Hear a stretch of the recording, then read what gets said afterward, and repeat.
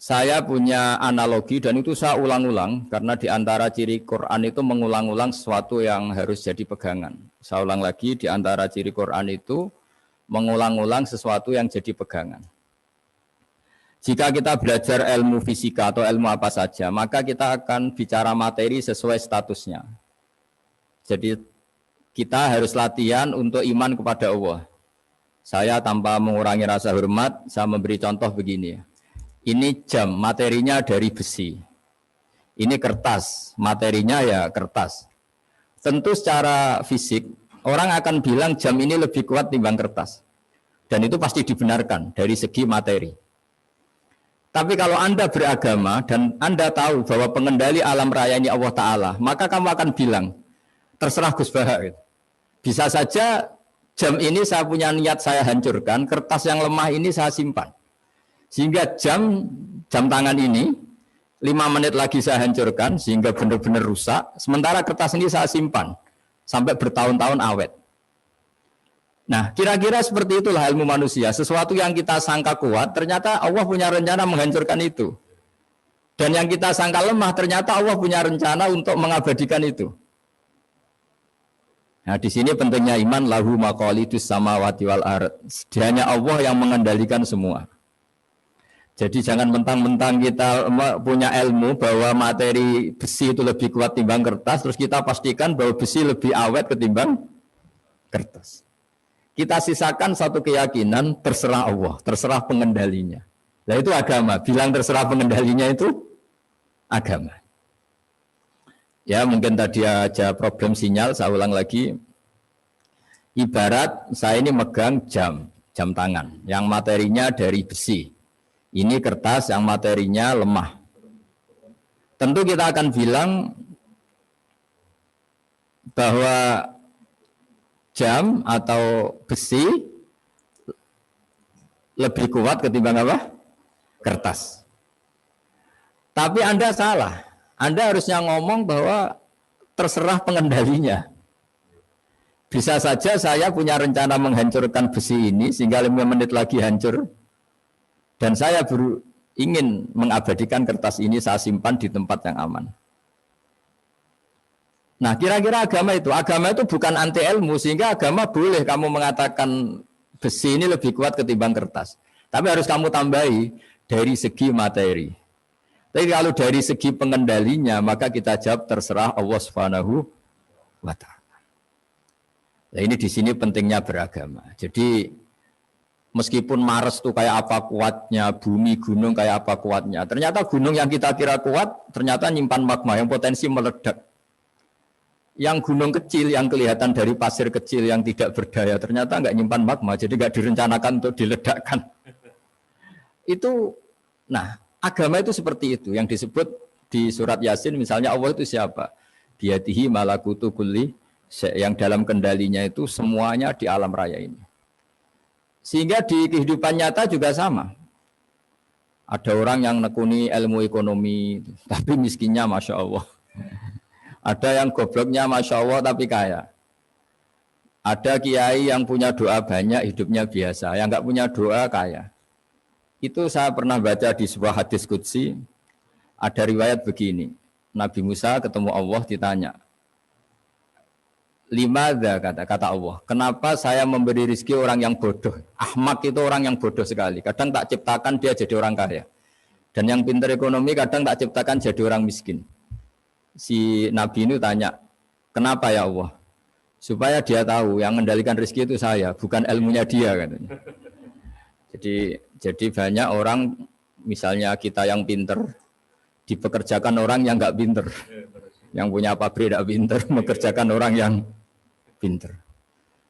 Jadi ya kira-kira agama itu seperti itu.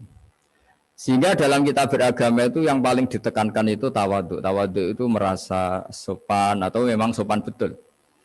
Kalau dalam Ihya disebut jika Anda tidak bisa tawadhu secara rasa, tawadhulah secara ilmu.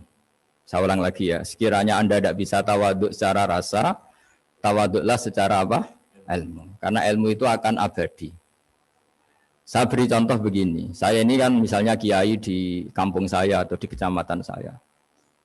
Saya mungkin bisa merasa hebat karena saya tokoh di sini. Tapi pastikan sebelum ada saya yang bernama Baha ini, agama sudah jalan. Dan di daerah lain yang nggak kenal saya juga agama sudah jalan. Betapa tidak pentingnya saya di kawasan-kawasan yang nggak butuh saya, atau di era yang sebelum ada saya. Nah, dengan ilmu seperti itu orang pasti tawaduk, karena dia tahu daerah yang nggak ada saya ternyata ya ada masjid, ada agama. Periode yang sebelum ada saya juga agama jalan. Sehingga kita tidak kumo luhur, wah kalau nggak ada saya agama nggak jalan. Zaman Wali Songo tidak ada saya agama ya jalan. Ekonomi juga gitu. Kalau Anda pakar ekonomi yang mensejahterakan rakyat, cara tawadhu itu kalau nggak bisa dengan rasa, dengan ilmu. Sebelum ada kamu banyak orang kaya.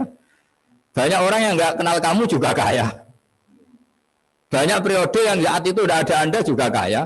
Berarti Anda ini tidak siapa-siapa.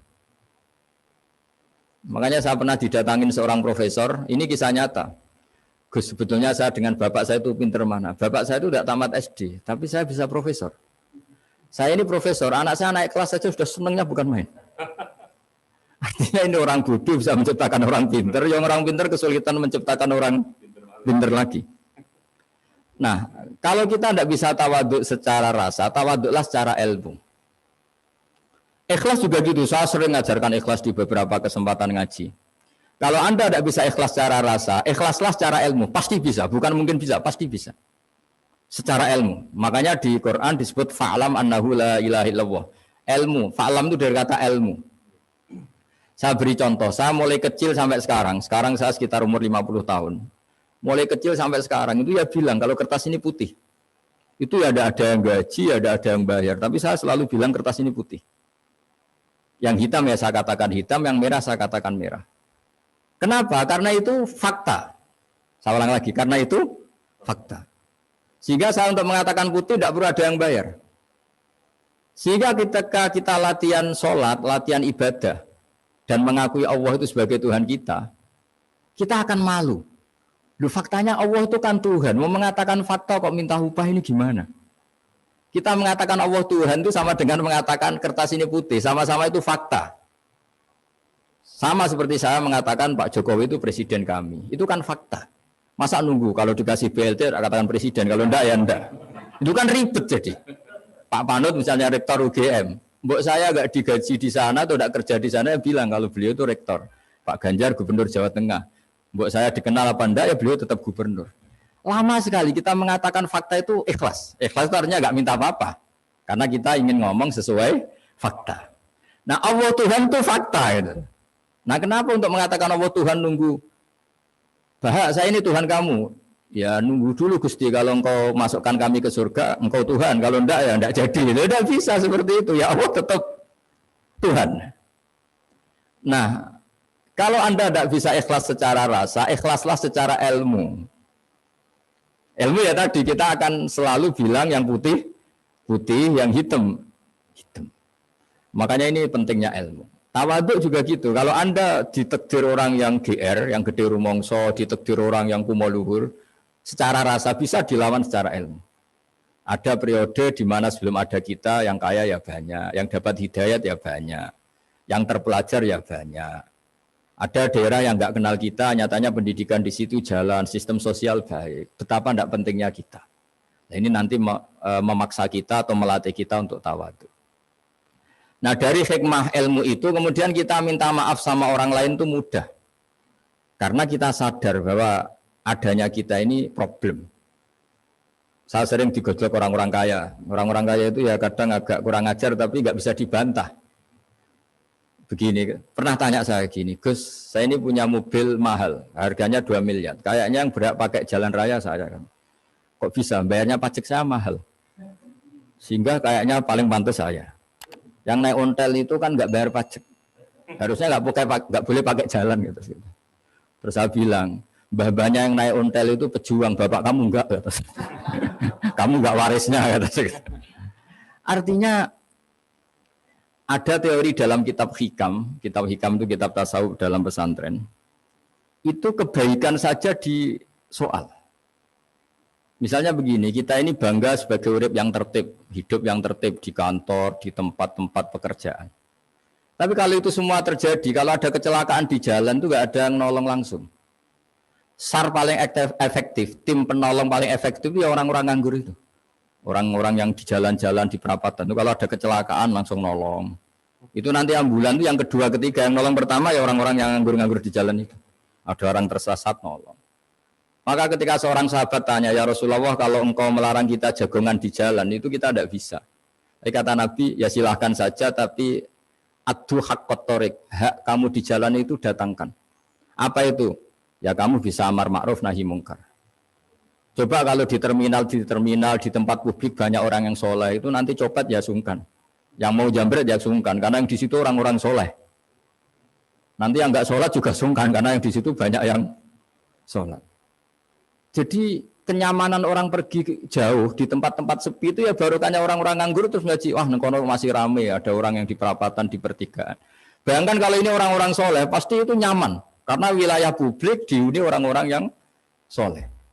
Tapi orang pasti bilang itu enggak tertib. Kita inginnya hidup ya tertib di kantor atau yang suka di masjid, di masjid. Tapi kalau itu terjadi, itu enggak ada tim SAR gratis yang setiap saat kalau ada orang kecelakaan nolong. Makanya dalam makalah hikam itu paling masyhur diantaranya itu, manusia itu siapa? Manusia itu mangkanat mahasinuhu masawiyah, fakih falatakun masawihi masawiyah. Manusia itu orang yang saat baik saja ada salahnya, apalagi pas salah. Jadi kalau kamu punya toko, lagi laris, dan saat laris itu Anda ngerumat keluarga Anda melakukan kebaikan pada keluarga Anda. Pasti ada toko lain yang termahjubkan, yang tersingkirkan. Makanya saya pernah diskusi sama kiai besar, guyonan sama saya. Kita kalau kiai besar sebaiknya kalau diundang di musala kecil datang apa enggak? Kata kiai yang satu, jangan datang Gus, itu jatahnya kiai kecil. Terus kata yang satu, datang Gus sebagai bukti tawaduk bahwa kita kiai besar pun mau diundang yang kecil. Akhirnya kita ini ya kadang datang kadang enggak, karena kadang kita enggak datang supaya jatah rezeki kiai kecil enggak terambil. Kadang ya mau datang supaya dikira tawaduk. Makanya kalau seorang profesor sering turba di bawah itu ya kasihan yang S1, SPDI itu kan nanti nggak jadi bintang kalau profesornya sering turun. Kalah terus gitu loh. Jadi kadang-kadang itu orang tuh harus berpikir secara ilmu, jangan rasa terus. Jadi itu ilmu. Jadi semua yang kebaikan yang kita lakukan itu secara ilmiah bisa diperdebatkan. Ada orang senang ngomong serius supaya bangsa ini maju. Tapi bapak saya itu pesan saya, kamu kalau ngiyai itu jangan sering ngomong serius kan. Masyarakat sudah capek mikir utang, mikir keluarga. Udah gitu sowan kiai dijak ngomong serius lagi nanti capek kan. Sehingga kiai dulu itu kalau ketemu orang ya guyon terus. Karena tahu masyarakat sudah capek, sudah banyak yang takut tanggal kredit gitu. Sudah takut tanggal kredit, takut problem sowan kiai diancam neraka lagi itu kan ketakutan berkali-kali. Jadi makanya ini kan kebaikan itu dievaluasi karena kita tidak nabi, tidak wali. Jadi kalau kata hikam itu apa yang Anda kira baik itu ada masalah, apalagi sedang masalah.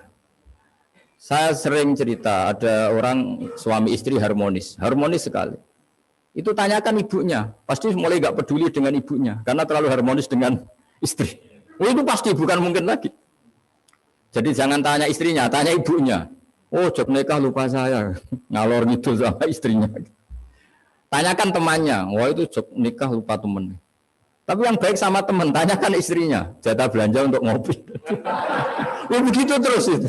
Jadi siklus sosial itu, nah di sini pentingnya saling minta maaf, karena dalam kebaikan kita pasti ada kesalahan. Ketika karir kita baik di pemerintahan maupun di kampus, pasti dengan sendirinya ada yang agak tersingkirkan. Meskipun itu sudah hukum alam, tapi apapun itu kita harus minta maaf. Makanya banyak, saya sering cerita berkali-kali, dulu itu ada dua nabi yang seangkatan. Itu luar biasa debat ilmiahnya, tapi debat baik. Mulai dulu ya ada polemik itu ya mulai dulu ya ada. Yang Nabi Yahya itu suka berkawan orang-orang soleh. Kalau ditanya, kenapa kamu berkawan orang-orang soleh? Ya enak lah, karena berkawan orang soleh. Yang Nabi Isa sering berkawan orang-orang yang enggak jelas. Ditanya, kenapa Anda suka berkawan orang-orang yang enggak jelas? Innama ana tabibun udawil mardo. Nabi dan kiai itu ibarat dokter, ya tentu menyembuhkan yang sakit. Kalau Anda seorang dokter pasti neliti daerah-daerah pandemi, masa neliti daerah sehat. Nah, jadi dulu Bapak wasiat ke saya gitu, kowe nak jadi kiai kayak bengkel, jadi kiai itu kayak bengkel. Kalau nggak siap dadani orang nggak jelas ya jangan jadi kiai kan. Itu ya, tapi kan masalahnya kita sendiri solehnya pas-pasan, takut terkontaminasi. Jadi yang jelek bukan jadi baik, kita yang baik jadi jelek. Nah itu kan mulai dulu ya polemik sejauh mana kita punya kekuatan untuk tidak terpengaruh yang negatif. Yang negatif terpengaruh kita menjadi positif. Jadi ini cerita-cerita sawalan bahwa dalam kebaikan kita itu ada kesalahan. Maka kita tetap istighfar, tetap saling minta maaf. Dulu bapak saya kalau diceritain ada seorang kiai sampai sepuh jadi imam masjid, istiqomah sekali. Dulu bapak saya itu guyu. Ya istiqomah, tapi wong liya terus iso dadi kader. Jadi calon-calon kiai ini sudah putus asa karena nggak pernah punya kesempatan jadi imam. Jadi di balik istiqomah itu ya ada memahjubkan orang lain. Makanya alhamdulillah di Indonesia itu ada pegawai pensiun. Kalau enggak habis itu. Karena yang anyar-anyar itu mesti ini kurang pengalaman, ini kurang senior. Tapi baru kan ada pensiun kan gantian. Tapi masalahnya di dunia kiai itu udah ada pensiun. Tambah sepuh tambah mantap, tambah sepuh tambah mantap. Nah itu sebaiknya ya mulai mundur-mundur sedikit dari imam masjid gitu. Ya nyari-nyari yang lain lah supaya ada kaderisasi, ada. Jadi intinya itu di balik kebaikan yang kita lakukan pun itu ada masalah sehingga kita butuh istighfar. Di sini pentingnya dawuhnya para wali-wali, dulu ada istilah wastighfaruna yahtaju ilal istighfar. Ketika kita minta maaf, sebetulnya minta maaf sendiri itu butuh minta maaf lagi. Minta maaf lagi itu butuh minta maaf lagi. Misalnya saya dengan Mas Silmi ini akrab, pernah pakai uangnya misalnya. Itu kadang kita bayar itu malah tersinggung, kok kayak orang lain saja bayar. Minta maaf juga gitu, kalau kamu punya teman akrab, terus minta maaf resmi itu tersinggung. Kayak wong liya ae jaluk sepuro. Jadi kadang dia sepuro itu malah masalah. Itu kan sama, kamu punya teman akrab terus kalau mau main, assalamualaikum, sakit masuk nopo boten, angsal boten. Boleh enggak main? Itu mesti teman kamu tersinggung. Kok kayak orang lain saja. Artinya ketika Anda merasa benar karena protokoler ketika masuk ke teman, ternyata itu salah. Teman kamu maunya enggak protokoler karena sudah akrab. Tapi ketika kita merasa akrab, ternyata selonang-selonang dianggap problem, kita tidak pernah tahu. Nah di sini kata ulama-ulama, minta ampun itu kebutuhan manusia. Karena dalam kebaikan kita pasti ada kesalahan. Makanya disebut wastighfaruna yahtaju ilal istighfar. Kita selalu diajari Rabbana dzalamna anfusana. Ya Allah, kita ini selalu mendolimi diri kita sendiri. Jadi saat kita baik pun ada unsur kesalahan. Yaitu tadi, kalau Anda jadi orang pasti ada yang termahjubkan. Kalau Anda kiai besar atau profesor atau pejabat turun ke bawah. Ya kalau gubernur turun terus ya bupati gak jadi bintang kan. Kalau saya kiai besar misalnya turun terus ya kiai kampung itu ya kasihan. Musa pernah diundang Manakipan tidak datang itu kiai kecil bilang matur nuwun Gus gak teko atau iwae gak untuk saya katanya. Jadi barokahnya saya ada itu lucu ya matur nuwun betul. Matur nuwun Gus jenengan gak dugi jadi. Akhirnya jatah besarnya untuk saya. Nah tapi yang punya rumah komplain, Gus tak udang ratau teko pepe aku wong cilik. Aduh. Nah, ini saya harus mendahulukan versi Soibul Bait yang punya rumah apa versi kiai yang termahjubkan. Artinya pilihan apapun saya harus istighfar karena ada saja unsur salahnya. Ya makanya ini kan ya saya minta UGM juga saya sering undang saya terus nanti dikira karena kampus besar Gus Bak mau juga keliru lagi. Kalau 1-2 kali mungkin boleh, kalau keseringan ya nggak boleh. Nanti itu dikira saya maunya hanya sama kampus besar. Padahal saya sama RT ya sering datang juga. Nah ini yang terakhir saya bacakan teks otoritatif sebagaimana janji saya. Kata Rasulullah SAW di sebuah hadis. Ini terakhir nanti supaya nggak lama-lama saya juga punya wadhifah. Ada orang itu punya hutang. Hutang itu ya hutang, memang hutang. Singkat cerita orang itu tidak bisa bayar sampai akhirat. Dan aturannya Allah, orang yang punya hutang tidak bisa bayar ini harus diaudit, harus diselesaikan di akhirat. Kalau tidak bisa diselesaikan di dunia, diselesaikan di akhirat. Walhasil akhirnya di akhirat itu ditagih dan tidak mampu bayar. Karena di akhirat sudah tidak ada kredit, tidak ada ATM, tidak ada apa saja. Terus kata Allah, solusinya kebaikan kamu dikasihkan yang ngutangi. Ternyata kebaikan dia tidak cukup juga. Bayarnya apa? Kejelekan yang ngutangin dikasihkan yang utang. Kayak apa celakanya? Kebetulan yang ngutangi salahnya banyak, ini kan repot. Tapi Allah itu tidak suka kalau ada orang mukmin yang satu saudara kemudian masuk neraka karena saudaranya ini. Kata Allah, jika ini masuk neraka berarti disebabkan komplain atau ketidakikhlasan temannya yang mukmin. Masa orang mukmin menyebabkan mukmin yang lain masuk neraka? Allah tidak ingin. Makanya di antara nikmatnya beragama itu ukhuwah, persaudaraan. Baik persaudaraan atas nama iman atau atas nama kebangsaan atau atas nama kemanusiaan. Akhirnya si yang ngutangi ini tadi, jangan dibahasakan kreditur, nanti kita kayak bank, pokoknya yang ngutangin lah nanti. Ya bahasa gampangnya yang ngutangin, karena tidak semua orang ngutangnya sama bank. Sama Allah ditunjukkan satu surga yang luar biasa. Nanti tak baca teks Arabnya ya, supaya dapat berkahnya bahasa Arab. Terus saking mewahnya surga itu, si yang ngutangin tanya, ya Allah itu untuk Nabi siapa? Karena semewah itu pasti untuk kelas Nabi. Atau untuk wali siapa? Katanya, terus kata Allah, sabda Allah, untuk siapapun yang mampu membeli. Lalu siapa yang bisa membeli surga semewah itu? Kamu bisa. Terus, dengan apa ya Allah? Kamu mengampuni teman kamu itu. Kamu bebaskan dari utangnya. Nanti tak kasih surga itu. Terus, akhirnya sama Allah, kata orang itu, ya Allah saya bebaskan. Ya sudah, kamu berdua masuk surga. Karena Allah tidak ingin ada kasus aneh. Dua orang mukmin ini kan bersaudara. Masa bersaudara kemudian yang satu menjadi penyebab masuknya neraka karena ini tidak mau memaafkan. Artinya kalau kita sawalan itu harus benar-benar mau memaafkan, karena kalau tidak Anda menjadi penyebab teman kamu masuk neraka. Jadi kita janganlah jadi orang mukmin yang menjadi problem bagi saudara kita.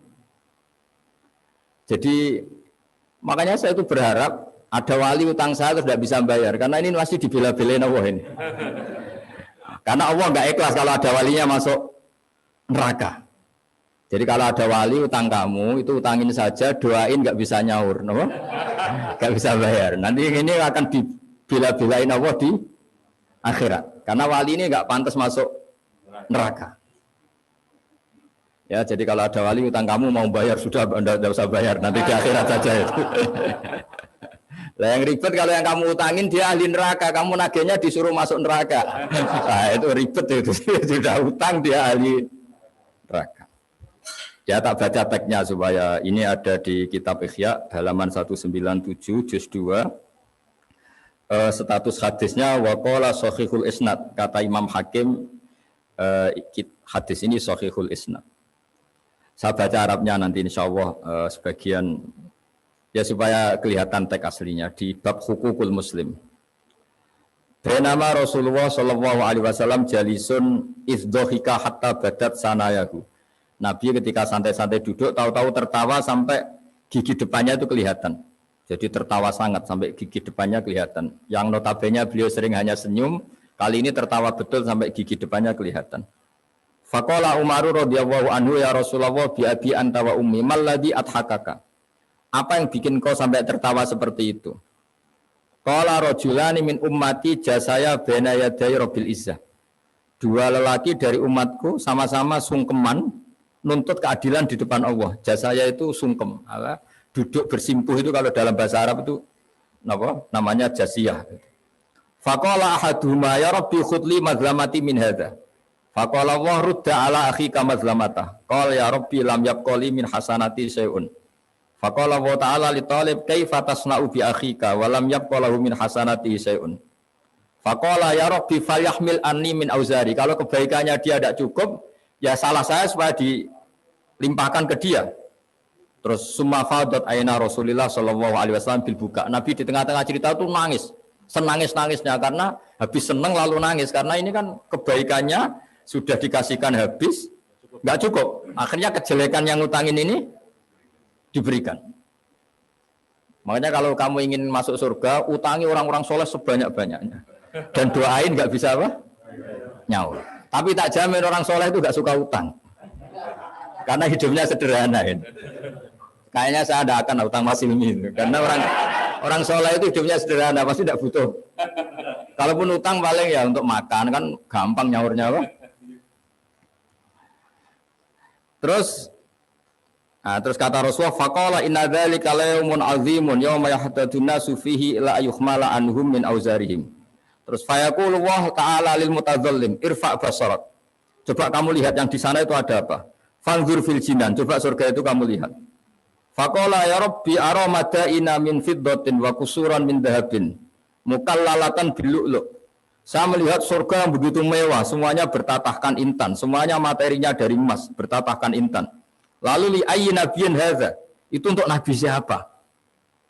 Terus awli ayyi siddiqin awli ayyi syahidin. Terus qala Allah hadza liman aqtas saman. Itu untuk siapa saja yang mampu beli. Qal ya rabbi wa may yamliku dzalik? Siapa mampu beli surga semewah itu? Kata Allah, anta tamlikuhu, kamu bisa. Qal bimadza ya rabbi, dengan apa? Qal bi afwika an akhika. Cukup kamu memaafkan saudaramu. Jadi kalau maafkan tidak pakai uang itu kurang seru. Yang seru itu punya teman utang 1 juta dimaafkan. Jadi memaafkan paling seru itu maafkan apa? Utang. Kalau maafkan sama-sama salah miso apa itu enteng itu. Jadi yang seru itu teman punya utang 100 juta kamu itu seru itu. Tapi nanti aja di akhirat nanti itu ada di akhirat. Ya nanti notanya di bawah kalau gitu. Ya bi afwika an akhika. Jadi surga semewah itu maharnya atau harganya cukup memaafkan saudara kamu. Terus qala ya rabbi qad afautu anhu. Sudah Gusti, sudah sekarang saya maafkan. Fayaqulu wa ta'ala khud bi yadi akhika fa'adkhilhul jannah. Ya sudah sekarang kamu berdua sama-sama masuk surga. Karena ini orang soleh, enggak pantas masuk neraka. Yang punya utang ini enggak pantas masuk neraka. Nah, ini yang ribet kalau yang utang ya ahli neraka, yang utangnya ahli neraka. Ngapain debat utang wong kamu sudah ahli neraka? Hanya tanpa kasus utang pun sudah jatah neraka. Ini ribet kalau ketemu orang-orang yang jatahnya ada di surga. Tsumaqala sallallahu alaihi wasallam ittaqullaha wa aslihu dzata bainikum fa innallaha ta'ala yuslihu bainal mu'minin yaumal qiyamah. Jadi di antara proyek besar Allah itu menjadikan orang mukmin itu bersaudara dan saling memaafkan. Itu sampai akhirat proyek itu masih dilakukan Allah. Maka ketika di dunia kayak sawalan ini usahakan saling memaafkan karena keinginan Allah sampai akhirat pun seorang mukmin itu saling memaafkan. Ya, jadi ini sebagai penghormatan saya pada teman-teman alumni UGM juga semua muhibbin semua